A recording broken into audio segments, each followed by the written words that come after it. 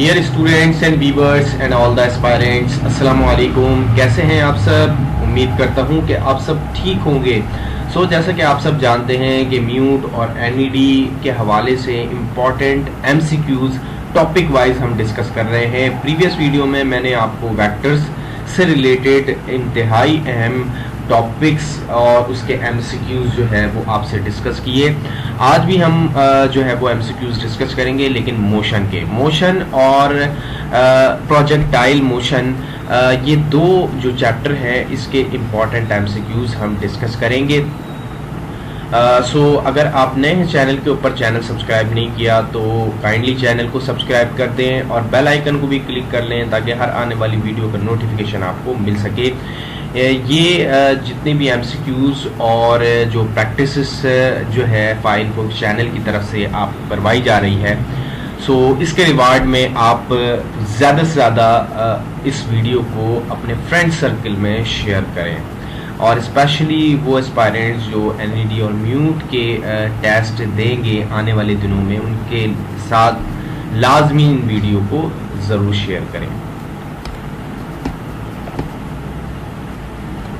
आगे बढ़ते हैं। आप देख सकते हैं पहला MCQ, a stone has a mass of 40 gram, what is the gravitational force on it. यहाँ पे आप देख सकते हैं कि स्टोन जो है, W हमारे पास ग्रेविटेशनल फोर्स है और M हमारे पास मास जो गिवन है और G acceleration due to gravity है। W is equal to mg वाले फार्मूले से आप कैलकुलेट करेंगे। मास को सबसे पहले kg में कन्वर्ट करेंगे, उसके बाद वैल्यू ऑफ G 9.8 रखेंगे। आपके पास जवाब आएगा 0.392 न्यूटन।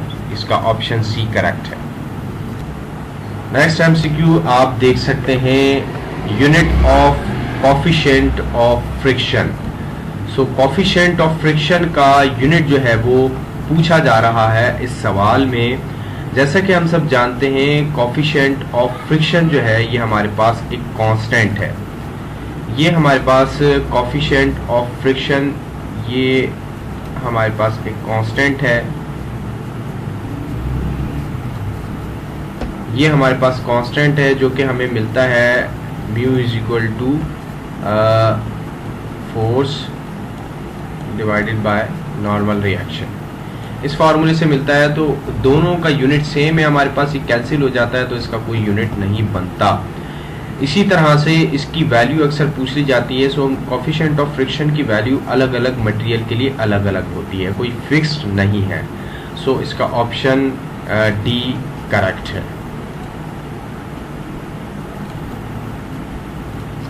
नेक्स्ट एमसीक्यू आप देख सकते हैं, the football kicked is an example of.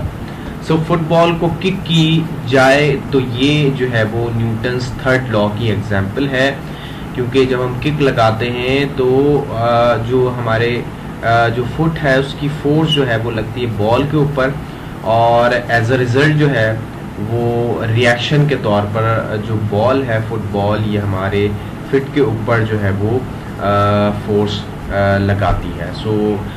Action और रिएक्शन दोनों हो रहा है यहाँ पे और इक्वल और अपोजिट है। Option D is correct.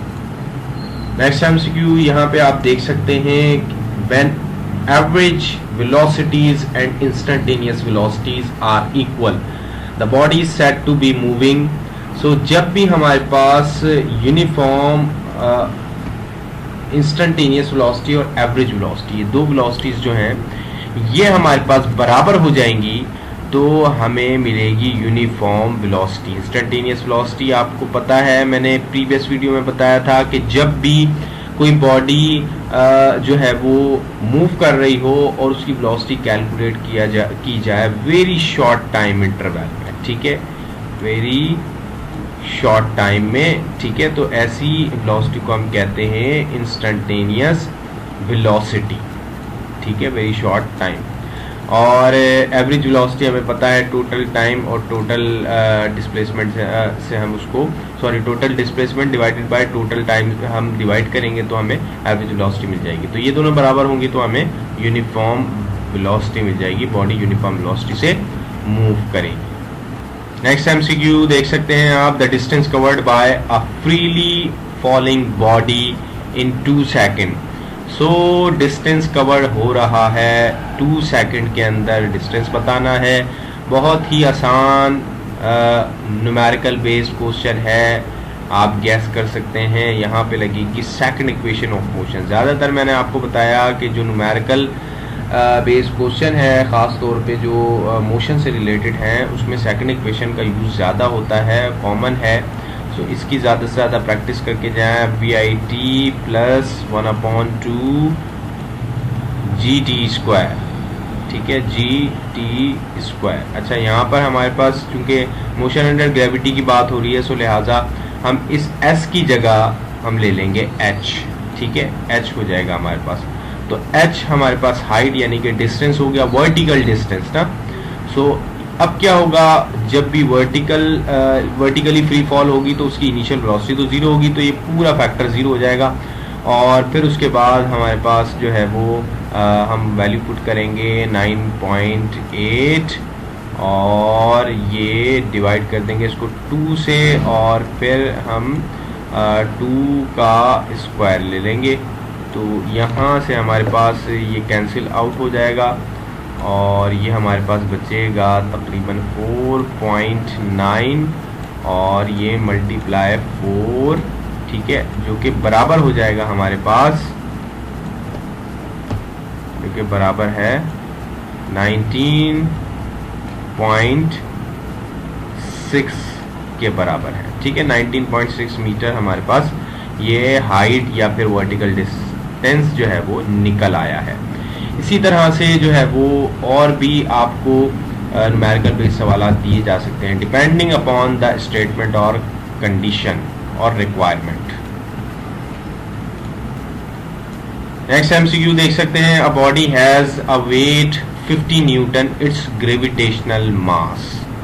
So gravitational mass, जैसे कि मैंने पहले आपको बताया पहले वाले सवाल में, ये ग्रेविटेशनल फोर्स हो गई, ठीक है, W, और ये हमारे पास M ग्रेविटेशनल मास है, और G ये ग्रेविटेशनल एक्सेलरेशन है, ठीक है। ये ग्रेविटेशनल एक्सेलरेशन, ये ग्रेविटेशनल मास, ठीक है, ग्रेविटेशनल एक्सेलरेशन, ठीक है, एक्सेलरेशन, और ये हमारे पास ग्रेविटेशनल मास, ठीक है, और ये हो गया हमारे पास ग्रेविटेशनल फोर्स, ठीक है। तो अब बहुत आसान है, मास मालूम करना है। मास को यहीं रखेंगे, W ऊपर आएगा और नीचे G आ जाएगा, और W हमारे पास 50, और यहाँ पे हम ऑलमोस्ट क्या करेंगे, क्योंकि ऑप्शन देख लें आप, ऑप्शन भी देखने होते हैं हमें एमसीक्यूज में कि वो है या नहीं, ठीक है। अगर हम 9.8 लेते हैं तो 9.8 से हमारे पास आता है 5.1, ऑलमोस्ट 5.10 आता है, ठीक है। लेकिन हम 10 से इसको डिवाइड कर देंगे, ठीक है, फॉर आवर कन्वीनियंस। सो इसको डिवाइड करते हैं, सिंपली आंसर हमारे पास 5 आएगा। सो 5 kg is gravitational mass. Next MCQ आप देख सकते हैं, ऐसा unit of coefficient of viscosity. Coefficient of viscosity हम उसको ईटा से रिप्रेजेंट करते हैं, ठीक है, और भी दूसरे सिंबल से इसको रिप्रेजेंट किया जा सकता है, ठीक है। ये हमारे पास बराबर होता है F divided by 6 pi RV, क्योंकि हमने स्टोक्स लॉ में पढ़ा है,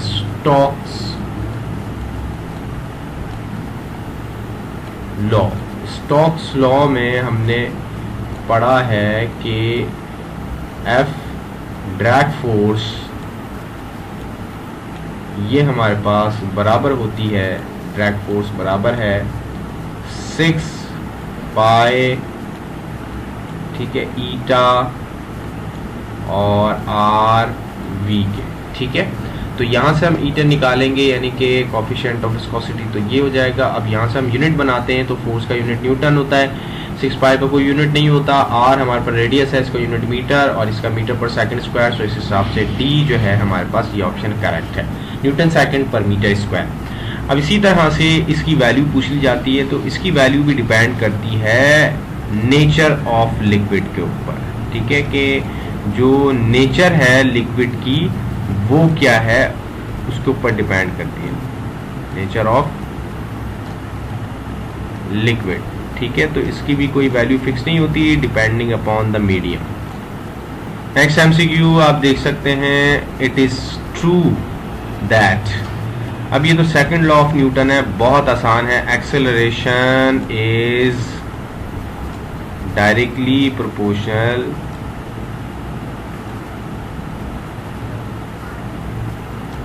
acceleration is directly proportional to force and inversely proportional to mass, ठीक है, मास के इन्वर्सली प्रोपोर्शनल है और फोर्स के डायरेक्टली प्रोपोर्शनल है। Option C is correct.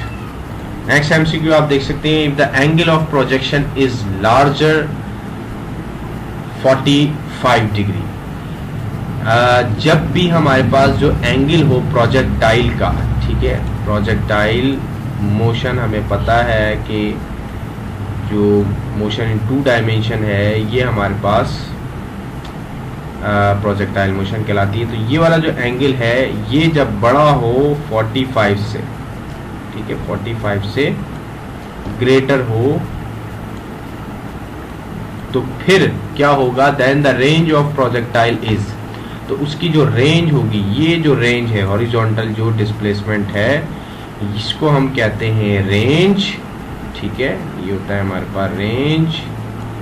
तो ये जो हॉरिजॉन्टल डिस्प्लेसमेंट है ये क्या होगी, कम होगी या ज़्यादा होगी। तो हमें पता है 45 डिग्री ये वो एंगल है जिसपे मैक्सिमम रेंज मिलती है, ठीक है, आर मैक्सिमम रेंज हमें मिलती है 45 एंगल के ऊपर। तो जब हम इससे कम करेंगे तो हमारे पास रेंज भी कम होती जाएगी, ठीक है, रेंज भी हमारे पास कम हो जाएगी। सो इट मीन्स कि जो रेंज है वो स्मॉलर हो जाएगी। इसी तरह से जब आप स्टार्ट के एंगल लेंगे यानी कि 20-30 से स्टार्ट करेंगे तो रेंज आपके पास कम होगी, फिर जैसे ही 45 के करीब पहुंचेंगे तो सबसे ज़्यादा रेंज हो जाएगी, फिर 45 से नीचे जाएंगे यानी कि फिर आगे जाएंगे लार्जर एंगल की तरफ जाएंगे तो फिर रेंज जो है वो अल्टीमेटली स्मॉलर होती रहेगी। सो ऑप्शन ए इसका। नेक्स्ट एमसीक्यू आप देख सकते हैं, the 1 radian is equal to, so 1 radian हमारे पास, हम इसको सिंबल में लिखते हैं 1 रेडियन, ठीक है, या आप इसको ऐसे भी लिख सकते हैं 1 रेडियन, ये हमारे पास बराबर होता है 57.3 के, ठीक है, 3 डिग्री के, ठीक है। और ये भी याद रखें आप के 1 रेवोल्यूशन, ठीक है, एक रेवोल्यूशन हमारे पास बराबर होता है 360 डिग्री के, और अगर हम इसको रेडियन में कन्वर्ट करते हैं तो ये हो जाता है 2 पाई रेडियन, ठीक है, 2 पाई रेडियन हो जाता है। तो अब यहाँ से अगर हम कोई सी भी जो है वो डिग्री हम रेडियन के बराबर करना चाहें या फिर जो है वो रेडियन डिग्री के बराबर करना चाहें हमें मालूम हो सकता है। इसी तरह से अगर हम पाई रेडियन देखेंगे तो ये 180 के बराबर हो जाएगा, ठीक है।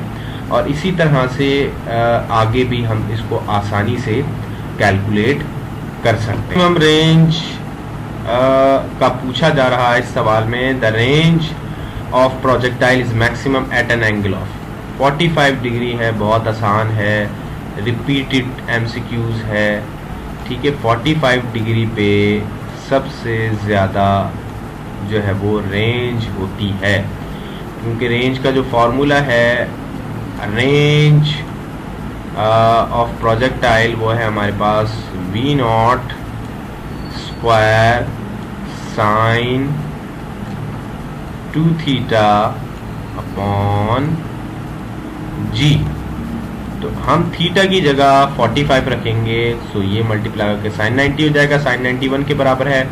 सो ये हमारे पास मैक्सिमम रेंज की इक्वेशन हो जाएगी, वी नॉट स्क्वायर अपॉन जी, और ये आ जाएगा यहाँ पे आर मैक्स।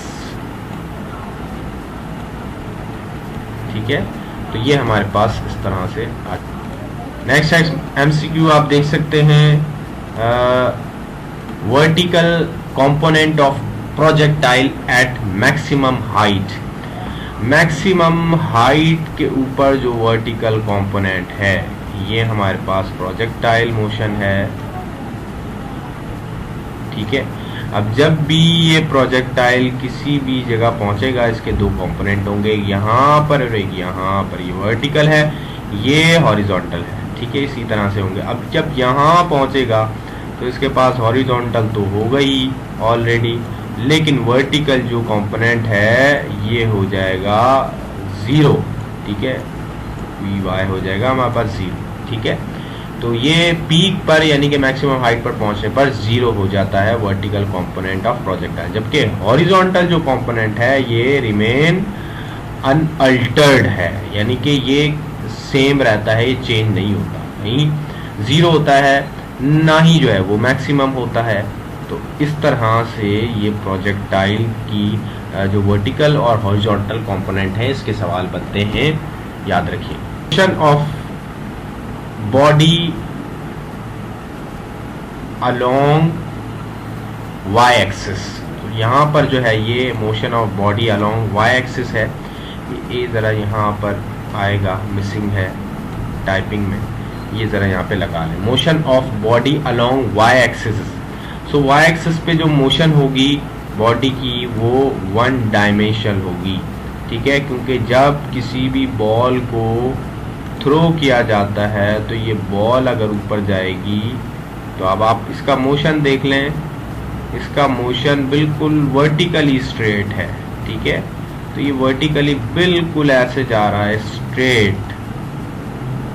ठीक है, वर्टिकली स्ट्रेट जा रहा है, इसका मतलब ये वाई एक्सिस है, और वाई एक्सिस पे इसका मोशन 1 डायमेंशन होगा, जबकि जो प्रोजेक्टाइल है वो किसी एंगल पे लाउंज किया जाता है, इसलिए वो 2 डायमेंशन। नेक्स्ट एमसीक्यू आप देख सकते हैं, formula of circumference of circle is, circumference of circle का फॉर्मूला है हमारे पास 2 पाई आर। ठीक है, और एरिया ऑफ सर्किल का हमारे पास फॉर्मूला होता है पाई आर स्क्वायर, ये भी पूछ लिया जाता है। ठीक है, और स्फीयर का भी फॉर्मूला पूछ लिया जाता है, स्फीयर ऑफ या फिर वॉल्यूम ऑफ स्फीयर का फॉर्मूला पूछ लिया जाता है। सो उसका फॉर्मूला है 4 divided by 3 pi R cube. So ये जो है वो सवाल आपसे पूछ लिए जाते हैं, और आपको ये जो फार्मूलाज हैं ये भी याद होने चाहिए। तो ये जो है वो स्टूडेंट्स, वीवर्स और एस्पायरेंट्स इम्पॉर्टेंट एमसीक्यूज आपके साथ डिस्कस किए मोशन और जो है वो प्रोजेक्टाइल मोशन के। उम्मीद करता हूँ कि आपको समझ में आए होंगे। इसमें कोई भी क्वेश्चन हो या पॉइंट मिसिंग रह गया हो सो कमेंट सेक्शन में ज़रूर पूछिएगा।